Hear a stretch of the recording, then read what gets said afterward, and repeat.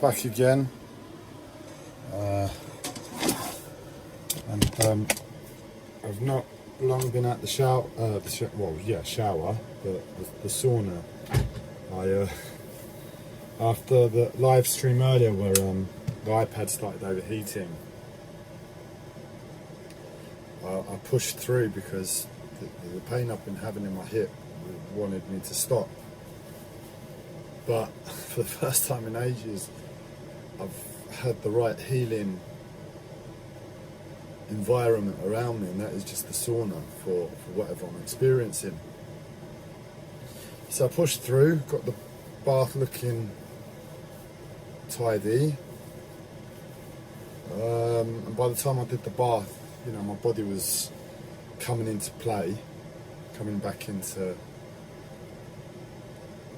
being able to deal with the pain on some level.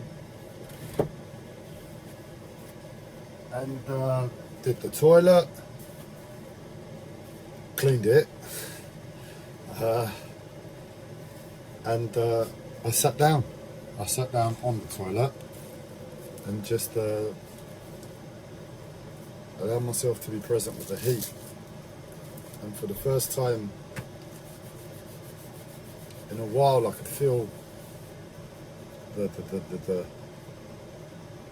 panic, the trauma that I've been talking about in these videos. It's been present for a long time, because it was like I could feel my lungs just like unsticking from whatever. It's like whatever shock that threw them in the first place. It's like they went ah, and then just grabbed whatever flesh and bone is inside the body. And with the heat now, it's just like I felt that shock melt away to a certain extent. It's not all out of me. It's going to be a course of it's going to be a course of treatment I'm going to need to have to get myself back on any sort of level. But it got me thinking, you know, it's like you want to be prepared for everything in this world, and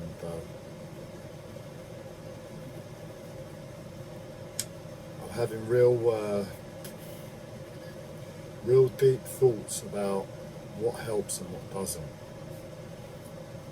And this is good now because I'm able to reflect on what's going on. Just put an iPad on charge here.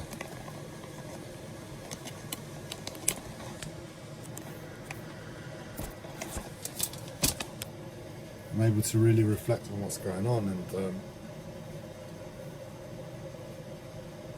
my general approach to healing and life and attachment is use what you've got when you've got it, because one day it will be gone and you won't have it, and you might never have it again. And that's the attitude to take. Just use it in the present moment. But with the PTSD, which is like it's an unstable state. It's an unstable state where your body's like in a constant state of shock. That's how I would describe it. And as a result, everything is amplified because you're not tuning into yourself on a very basic experiential resting level.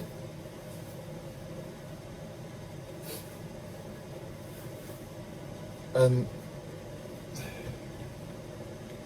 in that place, that's where I've been, and I've been like, all of these different things that I do for my health, I realise they're going to go.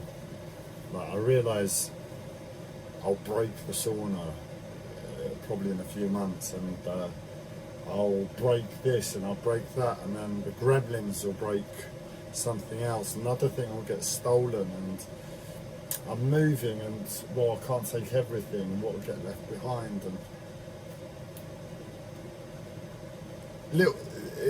that's life. Life takes from you. And it's to be able to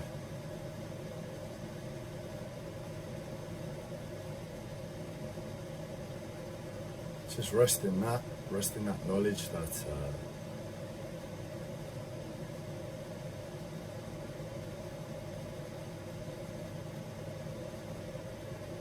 the fear of it being taken away isn't a reason in itself, and this was my mentality before, isn't a reason in itself not to do something good for yourself. Obviously you're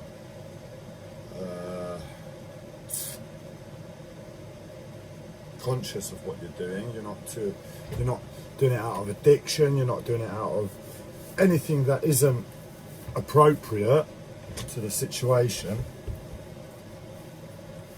And that way you can use everything, you can make use of things. But for the longest time I've been in this place of shock, and I've not been thinking clearly, because this place of shock became life. It was like I started to question, am I ever going to find anything that was going to help and get me back into some state of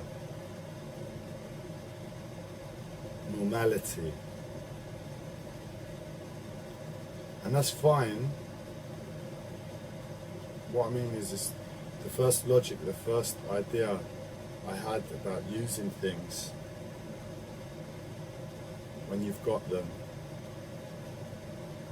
It's okay if you're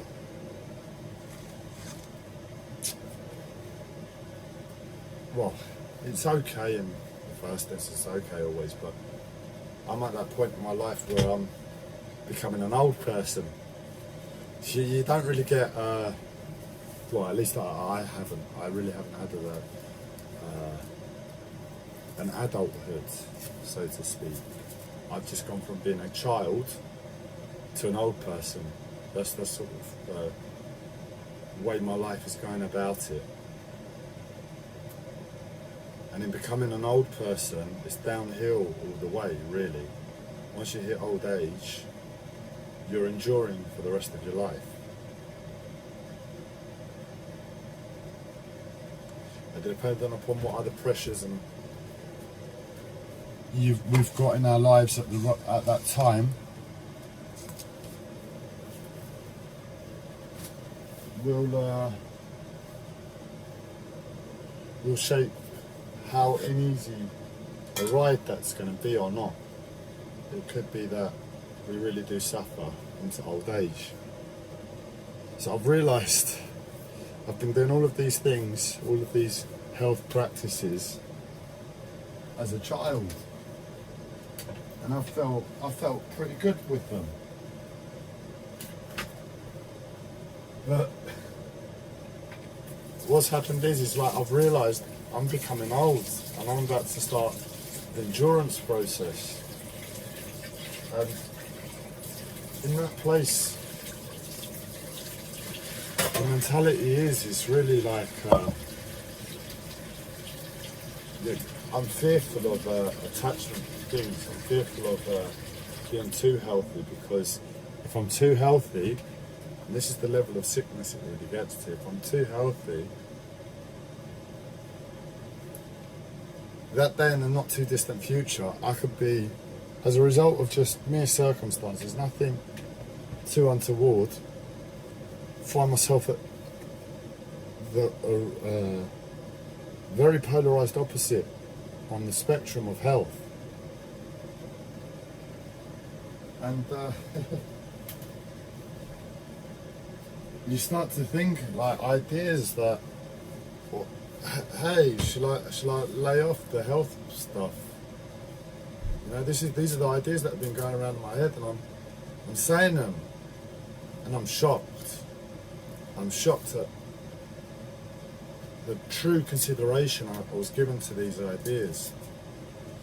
Should I lay off being healthy because when I'm unhealthy it will make it easier on a mental level? And it is true to some extent, that it is very true. Just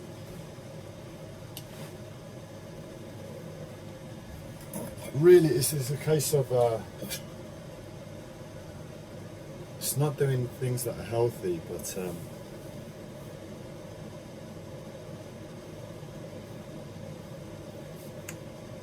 it's weird because I don't see a lot of the things I do in my life as unhealthy. Given where I find myself now, 2021, at my age, I live a healthy life. There are things that I can let go of, definitely. But they're not really worth anything to let them go. It's like, it will just be...